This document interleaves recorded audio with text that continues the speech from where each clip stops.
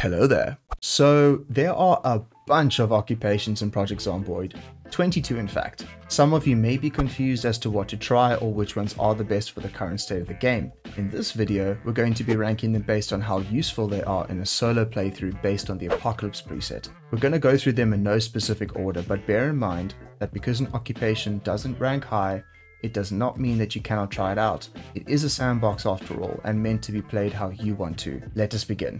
Fire Officer is a great all-rounder, giving you +1 bonuses to axe, fitness, sprinting, and strength. All useful skills. Axes are a very powerful weapon in Project Zomboid, and you most likely will be using one for a while. Coming in with a zeroed out point balance and the added benefit of spawning in the fire station if you spawned in Rosewood, this is a solid choice for a beginner who wants an all-rounder which is more focused on combat than stealth. Definitely A tier. You've heard me harp on about how guns are a death sentence in the early game. While this is still true, once you've stockpiled some ammo and are more settled with the base location, there will be a few situations where guns will save your ass. Police Officer is perfect for those who'd love to roleplay Rick Grimes and fill the undead hordes with lead. It gives a whopping +3 to aiming, +1 to nimble, and +2 to reloading. These stats are a nightmare to level, especially in the early game where you won't have much ammo to do so. It is a bit costly though. It sets you back -4 points at start. Overall, solid choice for a combat focused playthrough, definitely S tier. Park Ranger is aimed at players who want to survive way out in the wilds, proper Bear Grylls style. Comes in with +1 to axe, +1 to carpentry, +2 to foraging, and +2 to trapping. They move 75% faster through trees, which is okay. I've never found this particularly useful. Not a bad choice, especially if you are that player who hates urban areas and likes to camp out under the night sky. It is a tad costly, with -4 starting points. I feel there are better choices for a single player playthrough that would give you more versatility though. Solid B tier. Construction Worker is okay. It comes with +1 to carpentry and +3 to short blunt. Short blunt weapons are the most common weapon type and are decent, but are overshadowed by stronger weapon types, like the axe or the long blade for example.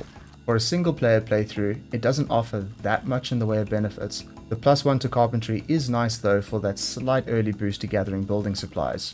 C tier.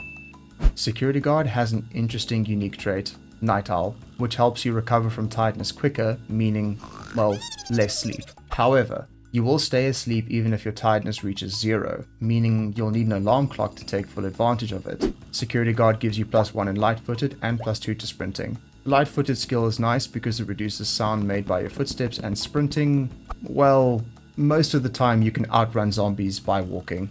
For a solo playthrough, C tier. The infamous Carpenter, arguably the best occupation for players who want to build a fortress to protect themselves. Coming in with +3 to carpentry and +1 to short blunt for that little boost to bonks. Carpenter will only really help you later on in the game though.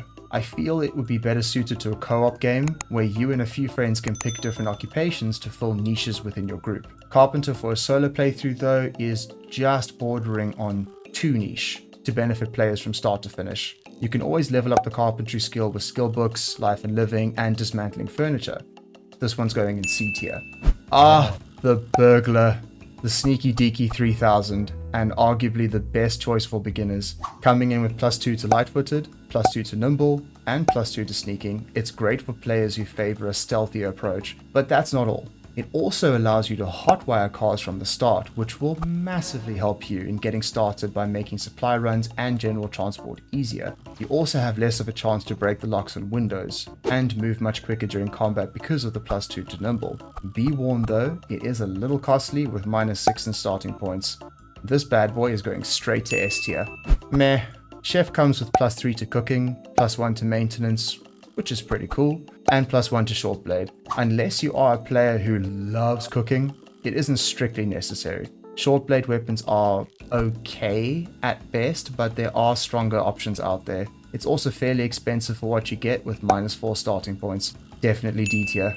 Repairman is a pretty solid choice for an all-rounder, coming in hot with +1 to carpentry, +2 to maintenance, and +1 to short blunt. Maintenance is an underrated skill, as it is directly related to how fast your weapon condition deteriorates. Super strong when you get your hands on the katana, if you're lucky, which cannot be repaired. The +1 in carpentry is nice as, well, I guess the +1 to short blunt.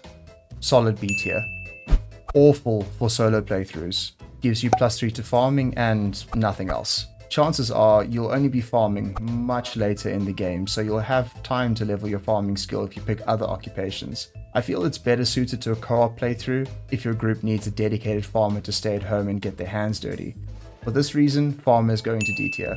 Fisherman isn't too bad, coming in with +3 to fishing and +1 to foraging, and the ability to repair fishing rods without having to read the magazine is good for players who, well, love fishing. However, for a single player playthrough, especially if you want to have a stronger start in the early days, this isn't a good choice. D tier. Doctor, giving us +3 to first aid, which, yes, would allow you to see the severity of wounds. It isn't that useful. It also comes with +1 to short blade, which is meh. You can heal your wounds just fine with some bandages and a little time. Taking the doctor occupation is not worth it, especially when a scratch from your favorite undead friends can mean death. Your PhD means nothing in the apocalypse. D tier. Panic is a thing, in life and in the apocalypse. Veteran is good for one reason, the desensitized perk. Although you can become desensitized over time after you've murdered enough zombies, starting out with it is quite strong. Reaching states of panic can have negative effects on your character, with a reduction to critical chance, gun damage is reduced but can be solved by leveling your aiming to 6, and your vision cone will become narrower. The desensitized perk is good if you don't want to stress about beta blockers to manage your panic in game. Veteran also comes with a nice +2 to aiming and +2 to reloading, which makes it a solid choice for players who like a combat focused playstyle. It's a little expensive though, with a huge -8 in starting points. I'd say A tier. My thoughts on nurse are the same as the doctor occupation. The only difference is that it comes with a +2 to first aid and +1 to light-footed, for a little added sneakiness. It's just not worth taking nurse in a solo playthrough, as there are better choices out there. D tier.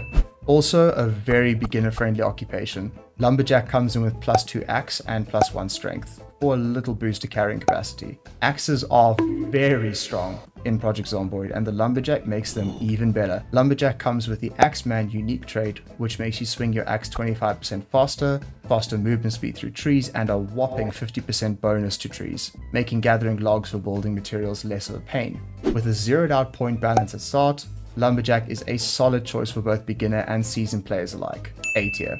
Fitness Instructor is a bit of an enigma.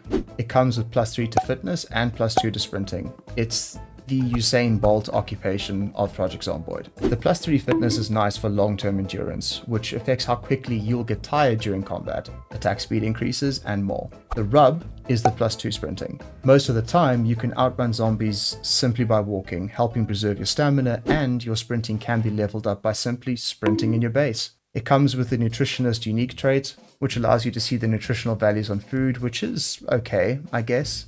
It's also expensive, with -6 starting points. All in all, unless you've customized your game to have sprinter zombies, there are better occupations out there to give you better long-term benefits. Straight to C tier. Similar to Chef, the Burger Flipper occupation comes with +2 to cooking, +1 to maintenance, and +1 to short blade. Of these, maintenance is probably the most beneficial. Unless you love cooking, Burger Flipper would be better suited to co-op playthroughs. C tier. Electrical can be a bit of a pain to grind. Taking Electrician can be helpful as it starts with +3 electrical, and can operate generators from the start of the game. Sometimes the magazine that teaches you how to operate generators can be difficult to find, so it's great for getting a source of power up and running early, especially if you're unlucky enough to have your lights go out earlier than usual. In my opinion, Electricians are much stronger in co-op when paired with other occupations, as it is quite specialized. It also starts with -4 points. All in all, for single player, this is going to C tier.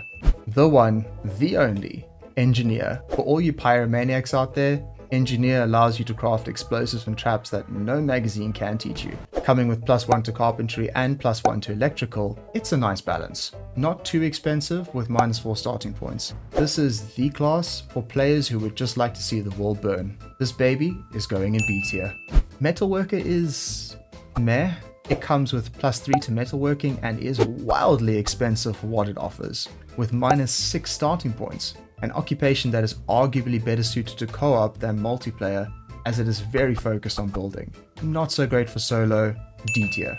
Controversial, but I don't think it's necessary to take mechanic as a solo occupation. It comes with +3 to mechanics and +1 to short blunt. The mechanic occupation has, by default, knowledge of how to repair and maintain all vehicles without the need to refine the required magazines. You can grind out mechanics fairly easily by maintaining junk vehicles, and you will usually stumble on at least one of the required magazines fairly soon. Again, better suited to co-op, as it is a specialized occupation for when your friends bring back their shredded vehicles from their supply runs. C tier. Last but not least, unemployed. Arguably among the best occupations, as it lets you completely customize your character the way that you want to. Enough said. Straight to S tier.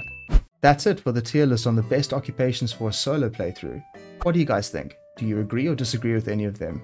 Let me know in the comments below. By the way, thank you to all of you guys for the attention on my tips and tricks video. I am blown away. I honestly didn't expect it to receive that many views. Thank you to all of you for the kind comments as well. Good luck out there, Survivor.